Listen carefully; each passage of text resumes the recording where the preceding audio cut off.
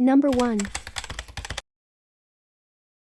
Amanda's mother, Catherine Hartman, met Willie Seth Crane Jr. at a bar in mid-September 1998 in Tampa, Florida. A photo of Crane is posted with this case summary. Hartman told authorities that she and Amanda visited Crane's trailer during the evening of September 10, 1998, and they watched the movie Titanic. Hartman stated that she caught Crane alone in his bedroom with Amanda. He was apparently intoxicated at the time. Amanda was sitting between his legs, and he was showing her how to use the remote control.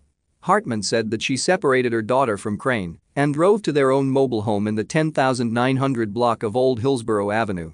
Crane followed them inside and drew some pictures with Amanda. She took a shower and changed into her nightgown, and he insisted on drying her hair before she went to bed. Hartman invited him to stay the night and sober up. Amanda did not go to bed until approximately 2:15 a.m. She went to sleep in her mother's bed, and Hartman joined her at 2:30. About 5 minutes later, Crane got into bed with them, still dressed and wearing his shoes, and the adults fell asleep with Amanda between them. Hartman told investigators that Crane had given her 5 tablets of Valium, a strong sedative, during the evening. Hartman was addicted to prescription painkillers, and it wasn't unusual for her to take this amount. She didn't wake up until 6 a.m. the following morning, September 11. Hartman stated that both Amanda and Crane had disappeared by that time. Nothing else was missing from the home. After she searched the trailer and couldn't find Amanda, Hartman called Crane to ask what he had done with her. Crane said he had nothing to do with her disappearance and suggested Hartman call his daughter, who was her friend and had introduced her to Crane. He said he had to go and would call her back, but he never did. Hartman called the police after she spoke with Crane. Amanda has never been heard from again. Amanda's father, Ron Brown, was briefly considered a suspect in her disappearance. He and Hartman never married, and he lived with his wife in Lakeland, Florida in 1998. He saw Amanda on a regular basis. The last time was the day before her disappearance. Ron's relationship with Hartman was contentious. Hartman had accused him of molesting the child and the police investigated, but no charges were filed. She had also accused him of threatening to kidnap Amanda. Very quickly Ron was cleared of suspicion in Amanda's disappearance, however, and the investigation focused on Crane.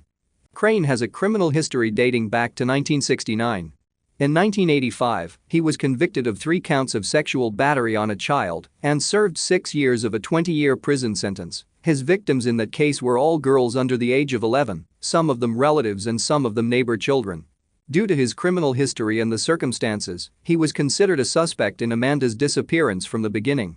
He told his family he'd left Hartman's house at 2:30 a.m. and Amanda was sleeping in Hartman's bed at the time.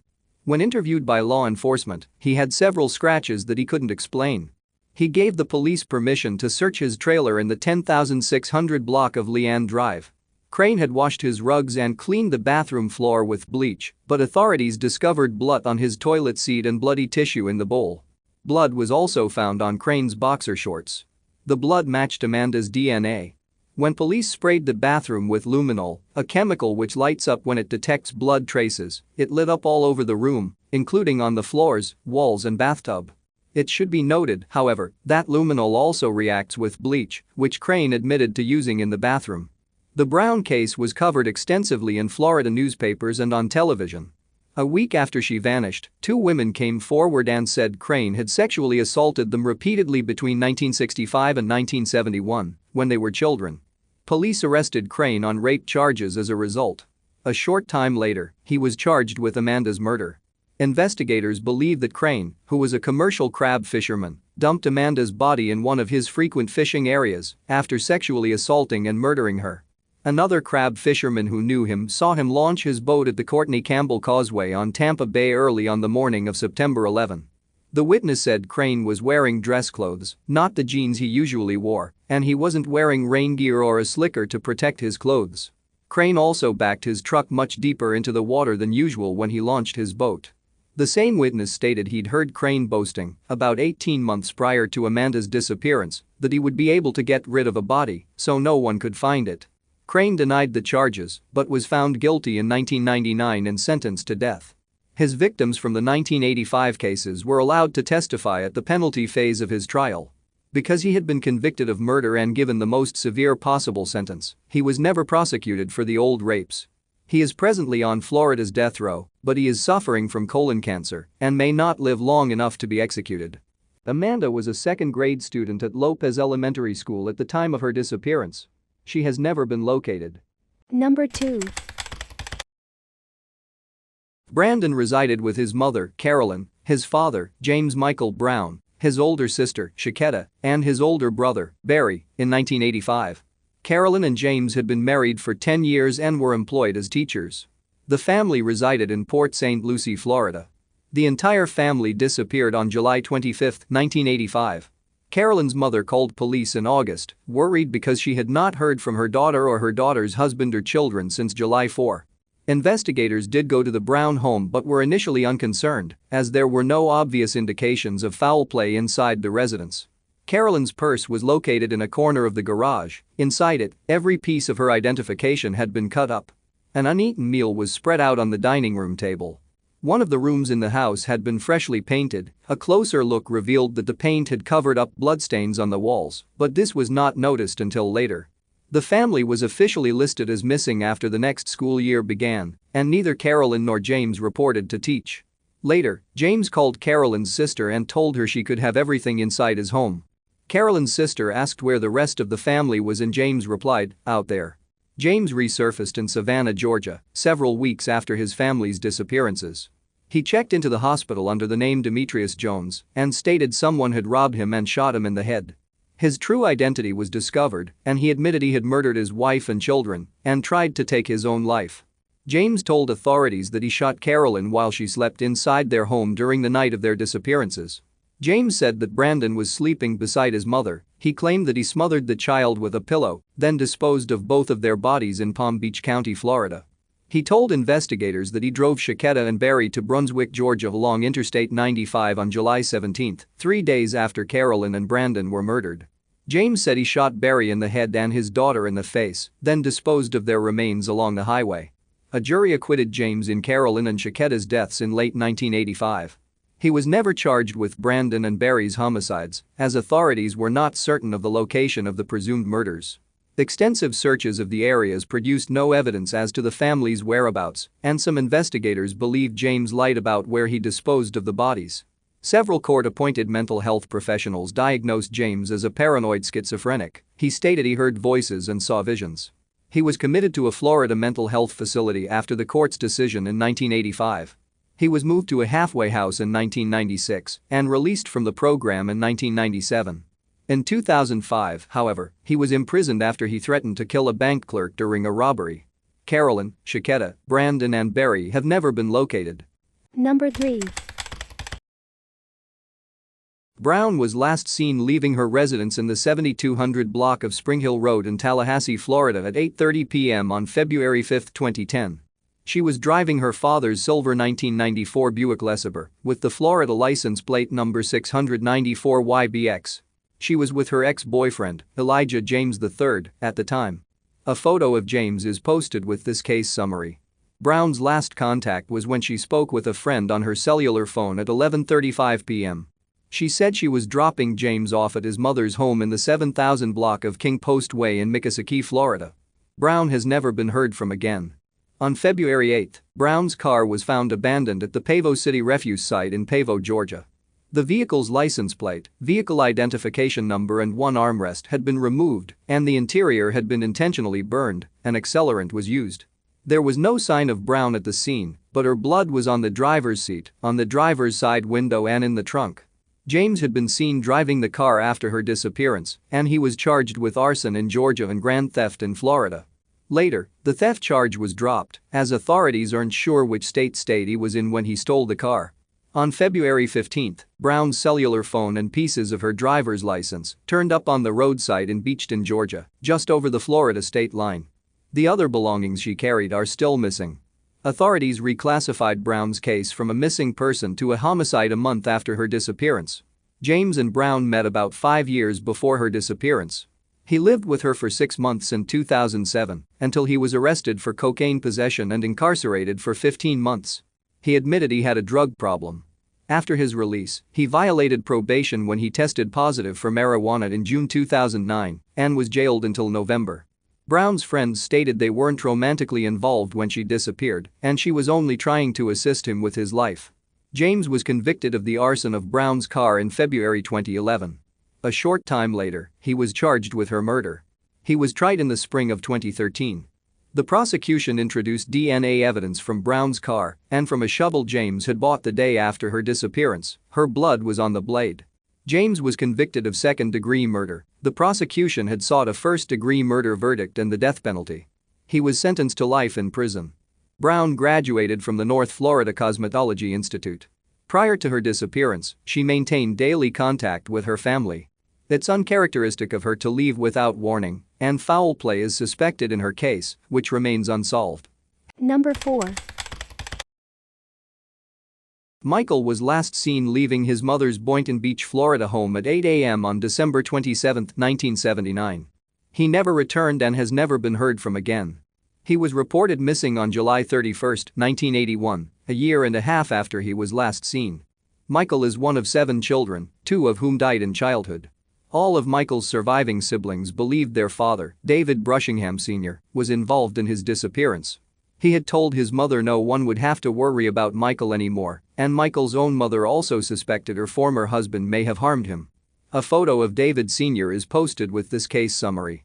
In February 1980, one of his sons, 18-year-old David Jr., confronted him about his suspicions regarding Michael's disappearance, and David Sr. threatened his son with a .22 caliber gun. David Jr. was able to disarm his father, but 10 days later, on March 4, David Sr. shot and killed him. On the day of his death, David Jr. was drunk and went to his father's home in Delray Beach, Florida to borrow some money. David Sr. refused to let him inside, and David Jr. smashed the sliding glass door attempting to gain entry. David Sr. then shot him in the chest. He was charged with manslaughter, but pleaded self-defense and was acquitted at trial in December 1980. David Sr. later pleaded guilty to check fraud, and he was charged with murder in the March 1990 death of his sister, Marcia Brushingham, a New York City stage actress. He beat her with a hammer in her Manhattan apartment, tied a plastic bag around her head and strangled her, while their elderly mother was in a nearby room. David Sr. was convicted of murder and sentenced to 39 years to life in prison. He died in 2002, still incarcerated in New York. Authorities dug in the backyard of David Sr.'s former home in the 700 block of Bond Way, Delray Beach in 1990, looking for Michael's remains, but their search turned up nothing. He is presumed deceased and his case remains unsolved. Number 5. Beau Ratton was a breeder of exotic birds on a ranch in Loxahatchee, Florida in 1994. She worked with her nephew, Bequaniala Lol. Lol acted as the main businessperson, and Beau Ratton was the bird's primary caregiver. Their family in Guyana had an established business importing wild birds, but Lol and Beau Ratton began breeding the birds instead when the United States tightened laws regarding imports in 1993. Lol and Beau Ratton were said to be private people who kept their business affairs to themselves. A feed delivery person made a routine stop at their ranch on June 5, 1994. No one greeted the worker at the gate, which was unusual. He knew that Lol and Beau Ratton did not stock reserve feed for the birds, so the worker left the boxes at the gate. The feed was unclaimed when he returned the following day, and he alerted authorities. Investigators did not search the ranch until June 16, 1994, 10 days after Lol and Beau Ratton's absences were reported due to a bureaucratic error. Authorities discovered hundreds of birds dead or dying of starvation inside the ranch when the search was finally initiated. There was no sign of Beau Ratton or her nephew. Their ranch hands, Daljeet Gobin and Roland Felix Ayam, were also missing. Investigators determined that there was approximately $700,000 worth of wild birds inside the ranch. Authorities said it appeared that the property's occupants had been interrupted by unknown individuals prior to their disappearances. Gobin and Ayam had been employed at the ranch since its opening in 1992. Gobin had handled the daily operations of the ranch at Lol's request. Ayam was located in New York City, New York on June 18, 1994, 13 days after Lol and Beau Ratton's disappearances. Ayam told authorities that Gobin said he witnessed 2 unidentified men force Lol and Beau Ratton into a white van at gunpoint. According to Ayam, Gobin claimed that several birds were also taken into the vehicle as well. Gobin was apprehended in Georgia on June 7, 1994, 2 days after Lol and Beau Ratton vanished. He told authorities he was Lol, then disappeared after being released. Investigators learned Gobin's true identity when he was no longer in custody. It is not known if Gobin is involved with Lol and Buranton's disappearances, but authorities would like to question him regarding the case. A photo of Gobin is posted with this case summary. He is described as Asian, 5'5" with black hair and brown eyes. He was approximately 38 years old in 1994. His nickname is Hari. Gobin may use the aliases Harry Gobin and/or Black Gobin. He is originally from Guyana. Lol and Buranton's surviving birds were publicly auctioned off in Florida later in 1994. Their family attempted to purchase the birds from the government, but arrangements fell through. Lol and Buranton's relatives stated that they would never abandon the animals willingly. Foul play is suspected in their disappearances, although authorities did recover a videotape from Lol's van, which explained how to change one's identity. Their cases remain unsolved. Number 6. Berger was last seen at a residence on Bogey Circle in New Smyrna Beach, Florida on July 25, 2011. She has never been heard from again. Her father, who reported her missing, stated her drug problem may have caused her disappearance. She left her pet dog behind at her home. In November 2011, authorities announced they were seeking to question Berger's daughter, Christina Lee Thompson Hildjefert, age 38, and son-in-law, Alan Arthur Hildjefert, age 33, for questioning in her disappearance. They were being sought as possible witnesses rather than suspects in her case. The Hildjeferts and their 2-year-old son had lived with her until July 25, when she asked them to leave, and they moved into a motel. They all disappeared on July 28, but weren't reported missing. Photographs of the couple are posted with this case summary. Both of them have criminal records. Christina has been arrested several times for alcohol-related incidents, and Alan previously served a year in prison for burglary. Investigators located the family after they were involved in a traffic crash in Ohio in late December. The police haven't said why the Hildjeferts disappeared or whether they had anything useful to disclose about Berger's disappearance. Berger may be traveling in a white 1994 Ford Ranger pickup truck purchased by the Hildjeferts. It has no license plates and is still registered in the name of its previous owner, Elaine Culp. Berger's case remains unsolved, and the circumstances of her disappearance are unclear.